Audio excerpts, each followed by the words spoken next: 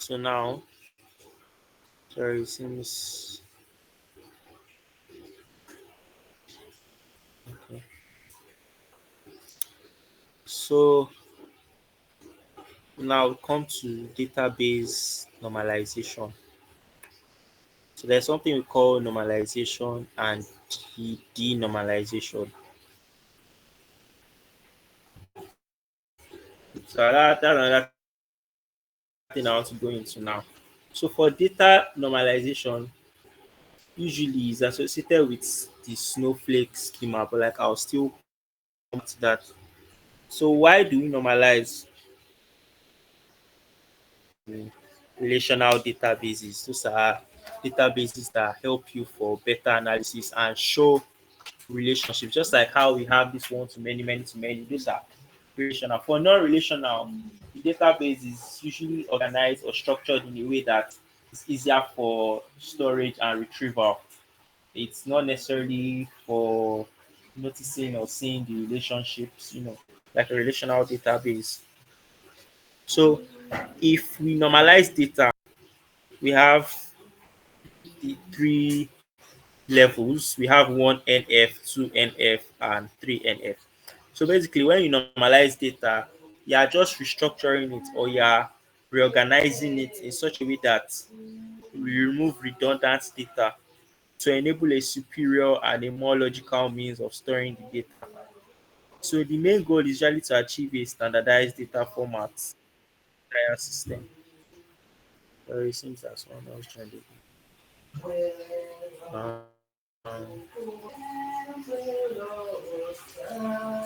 So the purpose of data normalization is so users can utilize it for further queries and analysis. So it makes data easier to find as well when we do that. So we have the levels like I spoke about, one NF. So in one NF, we are just basically, removing repeated groups. Like how I said, okay, we are removing redundancies to ensure atomicity.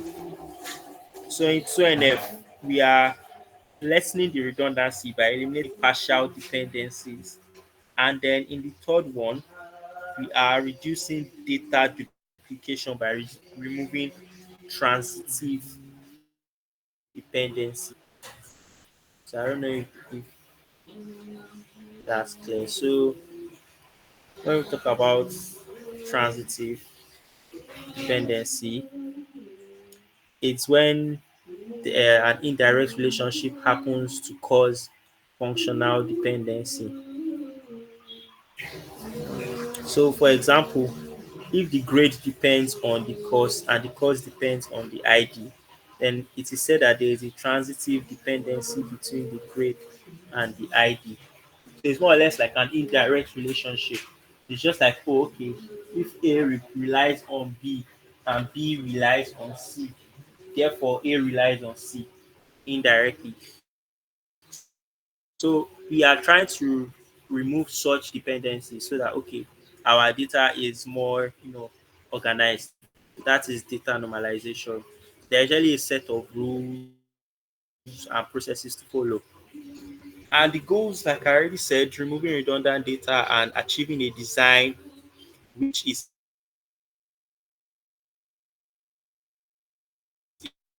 a good representation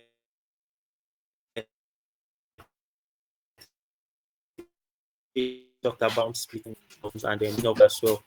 In the last class when I did I made the column and then I split it by the comma. So those commas, semicolons, they are known as delimiters. So I use that to, split and I use that to merge. So we have extract one table and break a key on the original table to know which values fit together. So just as you can see here in this, so yeah, I broke down the key and then the key values, but I made sure that the key and the values. You know, the original table, you keep the key, key one, key two, key one, key one.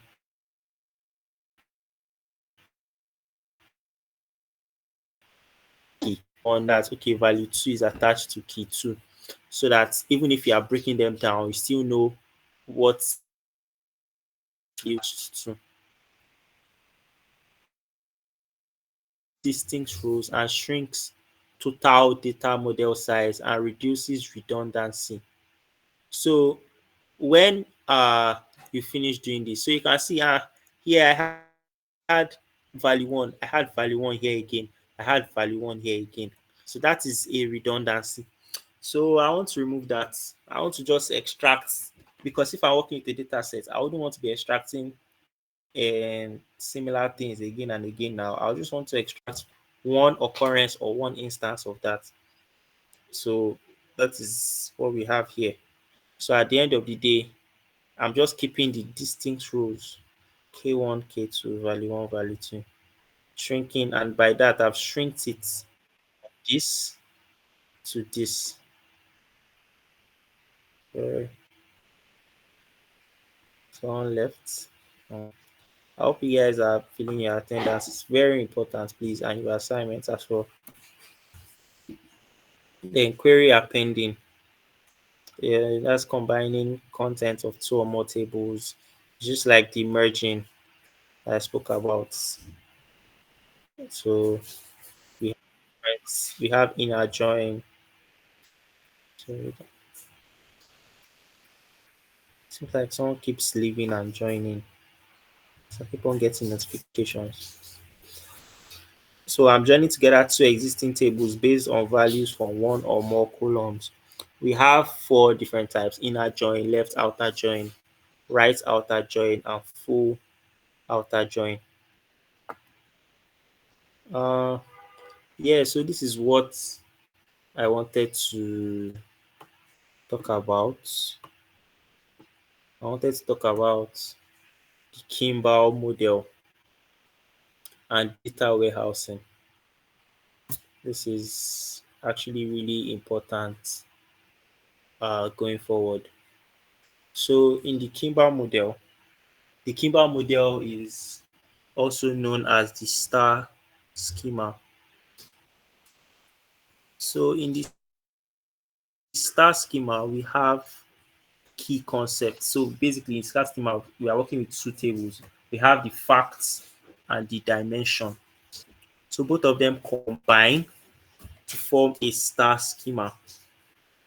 When you go forward in the slide, I will to explain what a star schema is. So data warehousing, it is very important it's very important when dealing with data basically. So the main purpose of data, it just brings data from like different sources, you know, and puts them into a central repository of integrated data. So basically, I can get data from source A, data from source B, data from source C, data from source D, and then put them into a single data repository. So when I do this, I can use for analysis, for decision support. So this is basically a relational database. So in the data warehouse, uh, we have examples. I don't know if some of you are familiar with Azure Synapse, Amazon Redshift, BigQuery. I'm sure most of us should have heard of BigQuery, IBM Warehouse, Teradata. So these are some examples of the data warehouse. So usually for large amounts, just like the name warehouse, a warehouse is where you keep a large amount of things. I have a large warehouse for cars, for a bag of rice, like bags of rice rather. So yeah. So now this Kimball model, I explained normalization and denormalization. So in normalization, I explained that we are basically reducing redundancies and all that. Whereas in denormalization, we use the data as it is. We don't reduce redundancies and all in denormalization. So the star schema is usually, or this Kimball method is usually faster than the snowflake because we are dealing with denormalization. So we are still leaving those redundancies because we want to just optimize, the performance, so that it will be fast and all that. An example of denormalization: just introduce an extra field to a table to duplicate the data available in another table.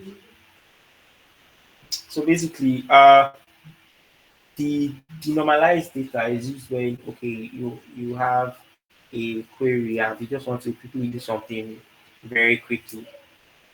That is when you usually beginning with the Kimball model, like this, the star schema. The star schema is more often used in more organizations than the snowflake.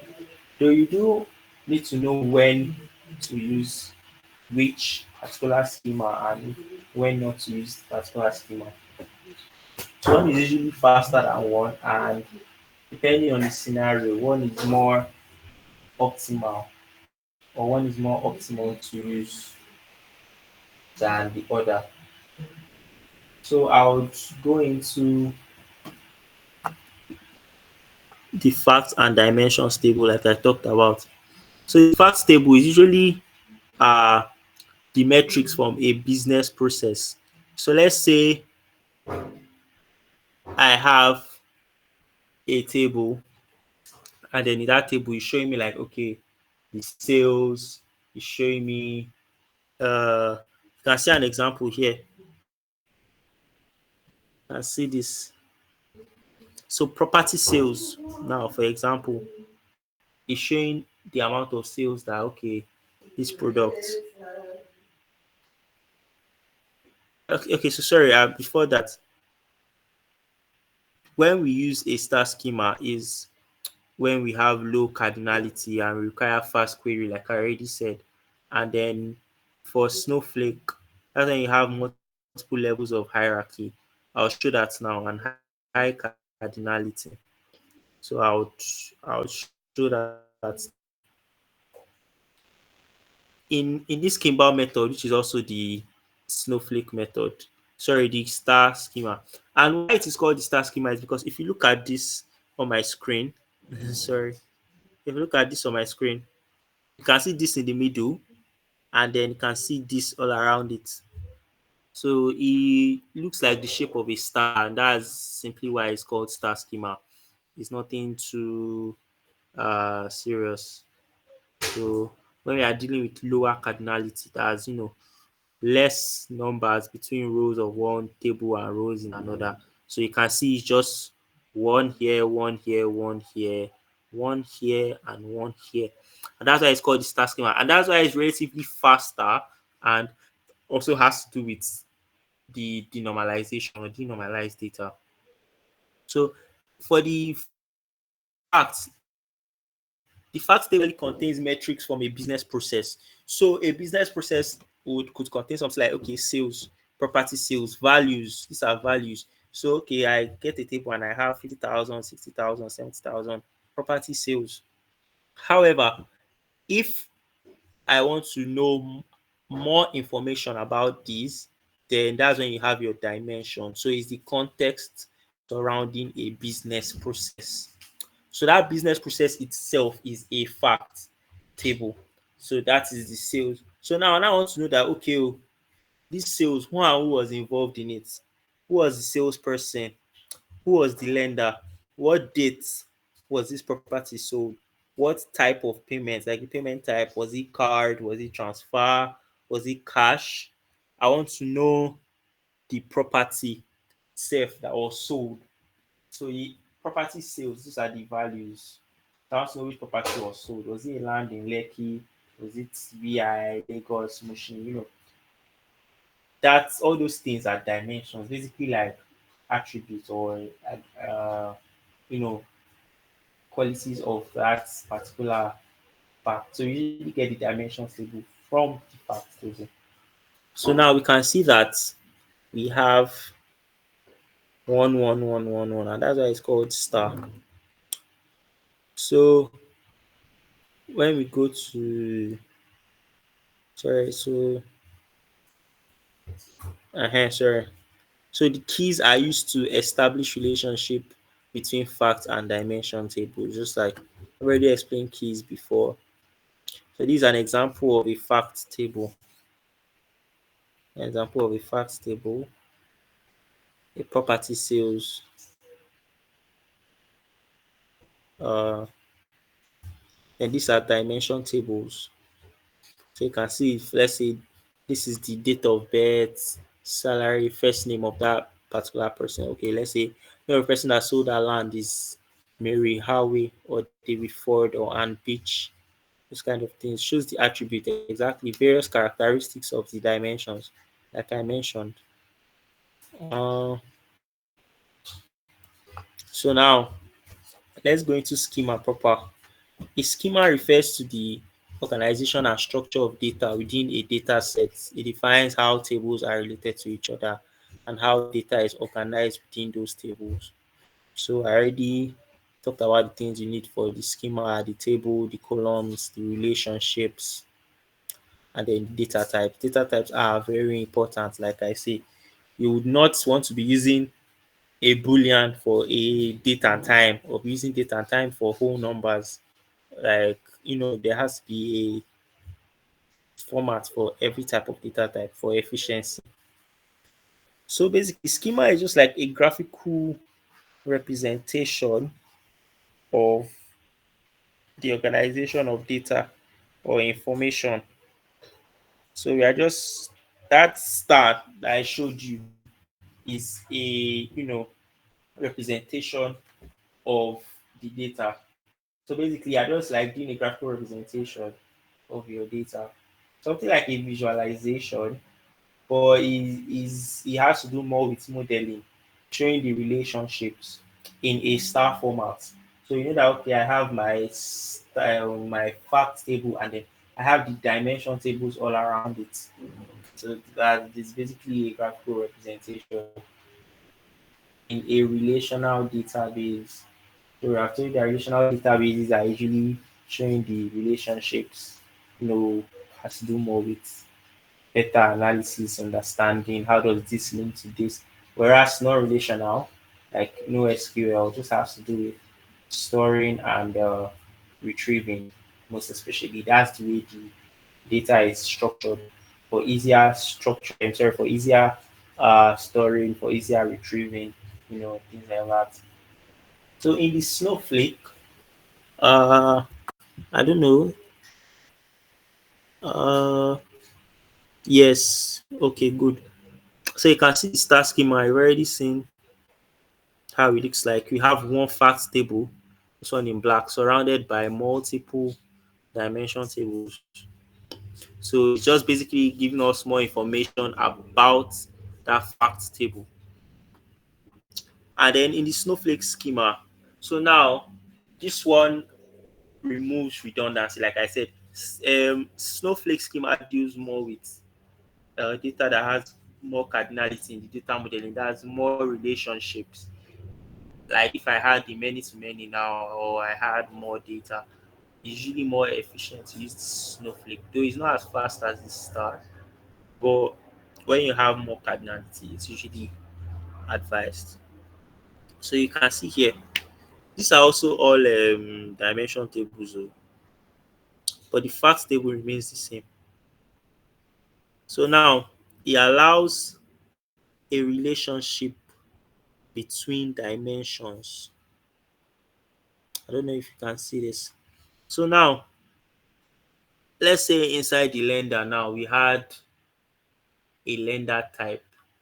Let's say, which kind of lender is he? We can create that as well. So that is a dimension inside the dimension. So by the time this starts going, or from this you create another one, From this, you create another one. I don't know if you can picture it in your head. It kind of looks like a snowflake. That first one looks like a star, and then this other one looks like a snowflake. So you can see, I want to show images for those of us that have not seen a snowflake before. It looks something like this. So you can see, let's assume this middle was the fact table. So from here, you can see the way it's branching out, branching out. You can see branching out. So that's why it's called a snowflake. The branching out, branching out, branching out, branching out from this middle. Unlike the star, in the star, this will not be going, multiple places like this, multiple, multiple, multiple, multiple, multiple, multiple. You wouldn't have that. It's just, you know. So yeah, that's how the snowflake looks like. So basically, I've explained to use this fixed schema when we usually have more cardinality and normalized data. So we are removing redundancies by making it easier with this breaking down. So Snowflake deals normalized data, like I said. So now we remove this redundancy from the lender. We put in the lender type. Let's say, for example, we had a particular person. Let's say, the person's name was repeated like 4 times, and then we all have the same location, like address, rather. Okay, the person is living in that address, right? But the person happens to like change address or something. It will affect consistency of data or integrity if for every time the person changes addresses, I have to go back and then make a change in that um, data, the table or something. So I can decide to create a you know, separate table and sorry.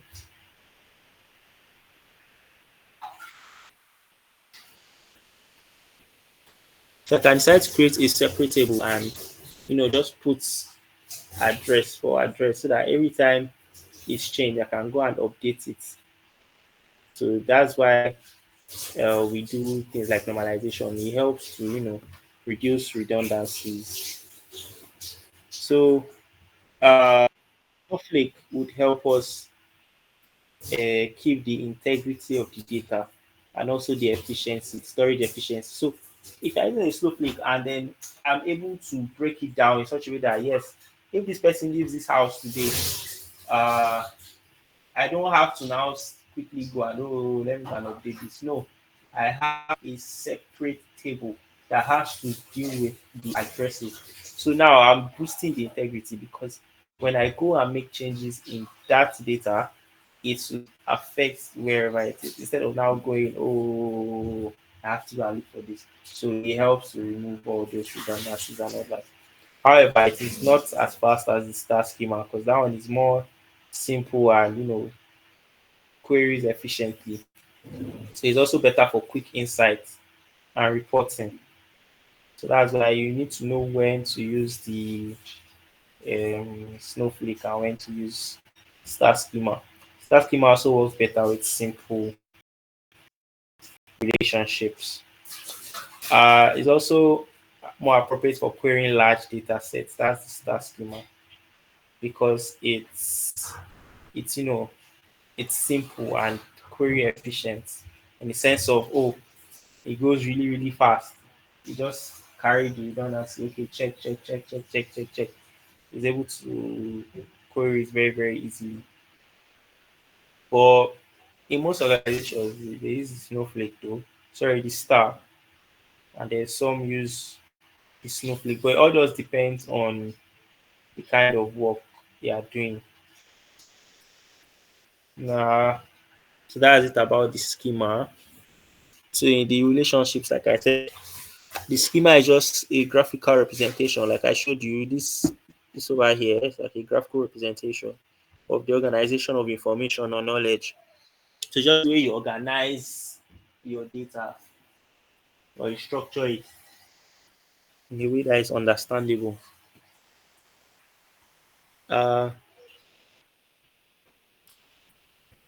so I see a snowflake.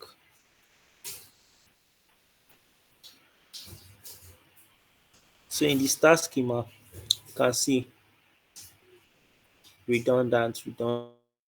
The snowflake schema, sorry,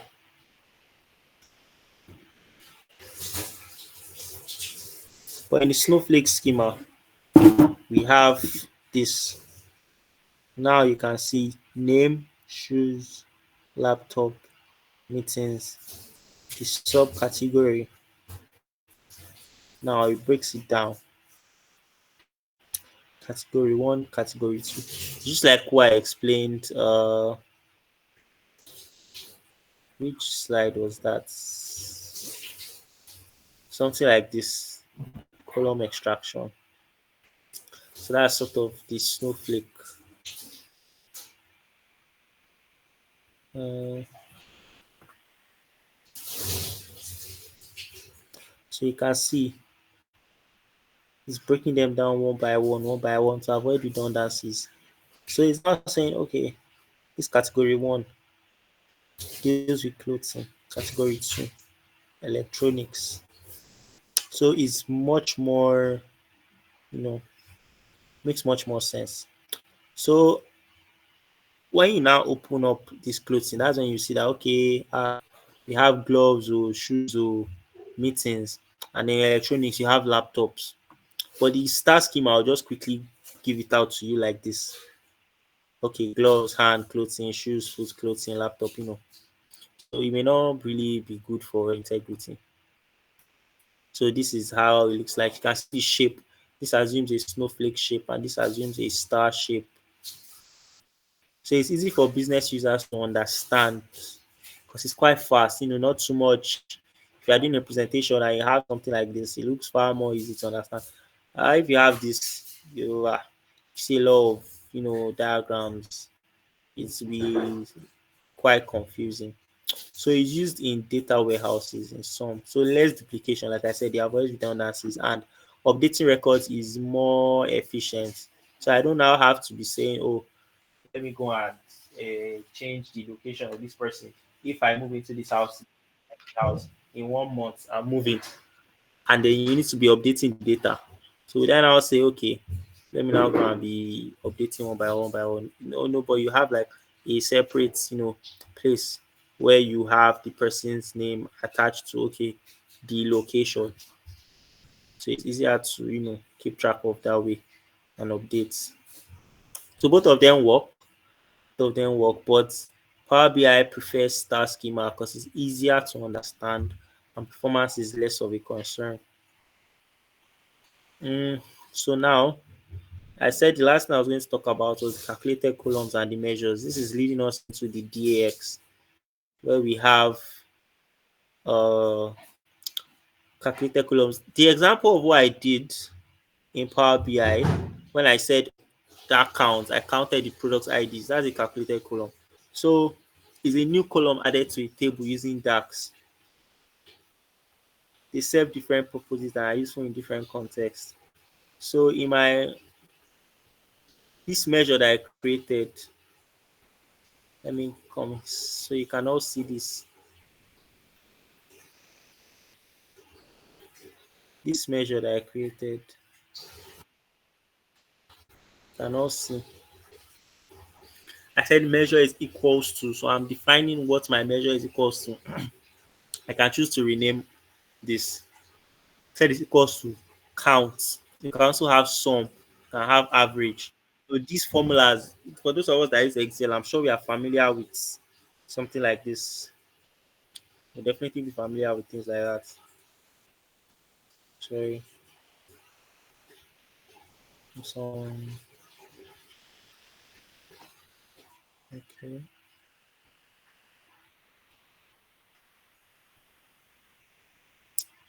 So I was in my Power BI. Those of us that use Excel, I'm sure you worked with Excel before, you'd see something like equals some open brackets. Let's say you have the rows, let's say C3 to F3 or something, things like that. Those are also formulas in Excel. So it's the same way you have Power BI, sum, average count, distinct, ceiling, floor, and most formulas or all formulas in Excel start with the equals to A1 plus A2 or equals to sum, equals to average. Same thing with DAX. So you'd have next to talk go over DAX with you. So I created a new measure here by doing this. So new measures I just created with the data analysis expression. So this that's how I was able to get 4359. So it counted the number of product IDs for me. If I wanted to sum them up, I'd have done a sum. If I wanted to do the average, it would have given me the average. Sorry, ends in 15 minutes. Uh, so we're almost done. So when do we use it? We use it when we need to filter data based on a column, or just use for static calculations. When we need to sort other columns, they increase the size though of your data model. Just like if I have columns from A to F, and then I need another column to calculate a specific thing. Let's say I need another column that calculates. Okay, we had counts here, for example. Let's say I want to filter something. I need a new table for. Let's say column A is has numbers from 70, 75, 80, 85, 86. Or let's say table A has grades A, B, C, D, E, F, G. No, sorry, F, sorry, A, B, C, D, E, F. And I want a new measure that would give me, or I want to filter the data in such a way that this new column will give me uh, only, let's say, A and B. It should stop when it's lesser than 59. B goes from 60 to say 69, and then A from 70 to 100. Let's say I want to filter the data in such a way that I only want A and B to show. So in that case, you could create a calculated column and then write a formula that would do that for us. So that was the DAX. Then you have a measure. So for measures are performed at query time. Sorry, someone join. I keep on receiving.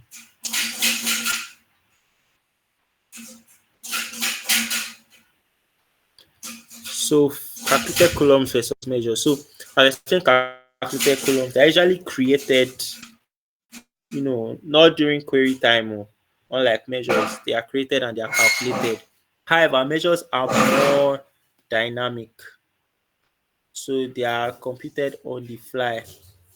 So as you are interacting the reports and then you need to query data, that's when you are querying data, that's like you are trying to request for a data. You're trying to retrieve data. So when you now want to retrieve data, like when you need it, it's not like, it's already there, like the calculated column. You can see why I calculated that count now. Automatically there, the count of the product ID is there. I can create a column for it. Give me the 5439, all those things there. However, on the measures, it will be more or less like I need it at a query time when I want to request for a particular thing. So that's usually when you need it. They're usually more efficient though, because they don't increase the size of the data model. They're only calculated when they are needed. So when you have your calculated column, it becomes part of your data model, like automatically it's added to your data model. So it has taken more space. However, measures are, let's say I want to quickly do um let's say I want to quickly do some average of something very, very quickly. or when I'm interacting with a visual, or when I'm filtering data, you know, I can just quickly create a measure like I did at that query time and then you get my answer and all that. But with calculated columns, you can't necessarily do that. It's become part of your data model. So these are the major differences. You perform measures, or you use measures where it's like instant calculations that are needed on the query at query time. That is instantly. So what do I mean when I say on the fly? So on the fly, that means, sorry. So when I say on the fly, I'm referring to dynamic, something dynamic. It's not pre-calculated, it's not pre-stored. The calculated columns is pre-stored. I've already stored it, but measures are more dynamic. But with calculated columns, they are not really dynamic. They more or less add to our data. So for measures, I can just enhance user experience. Let's say I'm trying to explain something to somebody. I can just use DAX to uh, enhance user experience. So I'll just allow immediate data without pre-processing or storage. I don't need to store it. I'll just quickly perform it, so the user can just quickly understand it, as opposed to creating a column.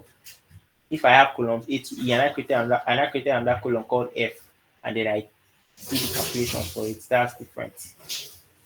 I also on the group chat, someone was asking for the attendance. I already pinned. Didn't you guys see it? Or didn't I send it on the chat? This is it now. I pinned it. I said you all should click on this and then fill in your attendance. Have you all done that? Yes. Hello? Okay. Okay. Has everybody done that? Uh-huh. We've all done it. Okay, since nobody is replying, I guess we've all done that. Mm. So data analysis expressions, just like how we have formulas in Excel, we have DX. It's used in Power BI. But I don't know. He has a power formula language. Trying to remember the name. Very quickly searching that.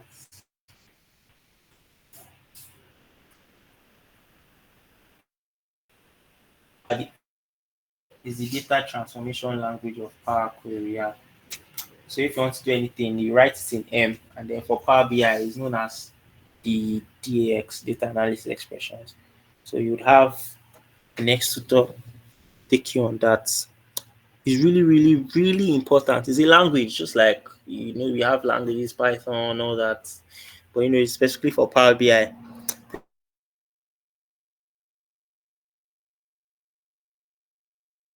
really powerful Excel-like functions.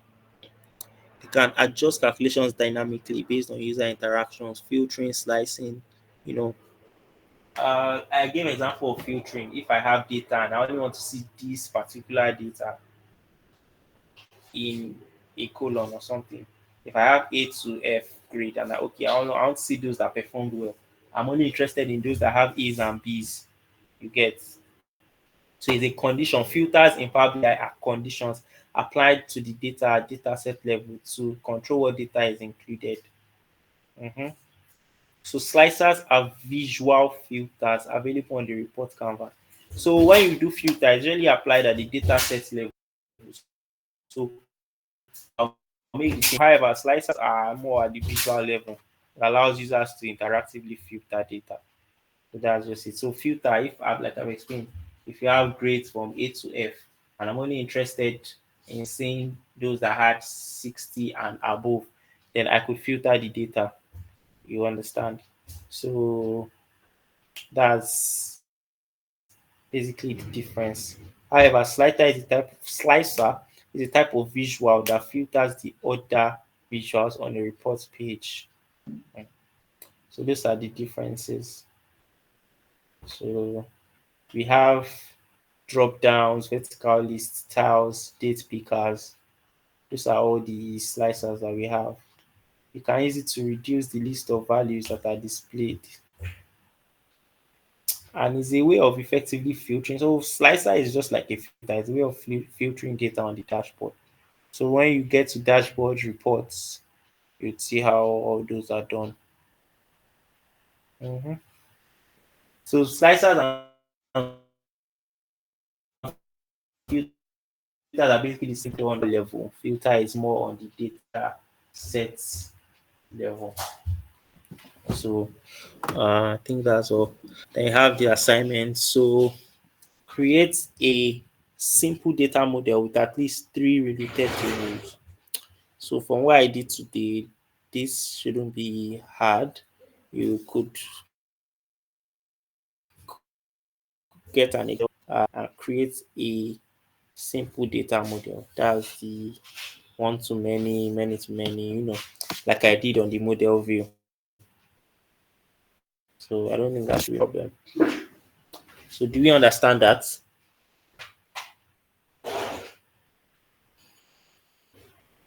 Are you still here? Will you be providing the data that we're going to use? No, you could just try and get data. You should Or sort that out I'll first. try and see if I can get so that it will be unified. Please, sir, Okay. can you help us share the? Oh, someone is still talking. Now I'm done. I'm done. What do you say?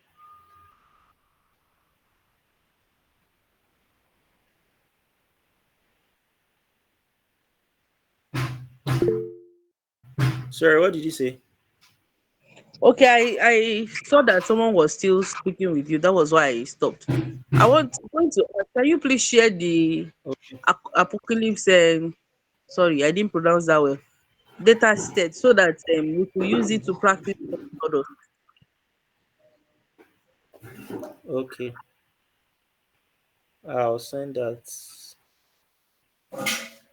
Sorry. Uh, I'll send that to you. So is that all? Have we filled our attendance? Very important.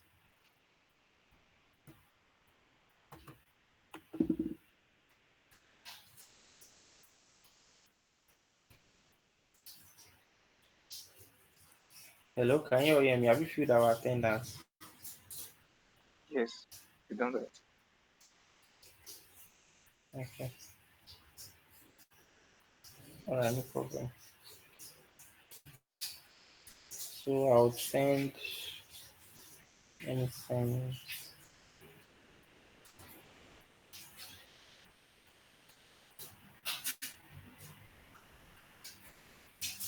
Okay. So I'll send you the file now. You can work with it.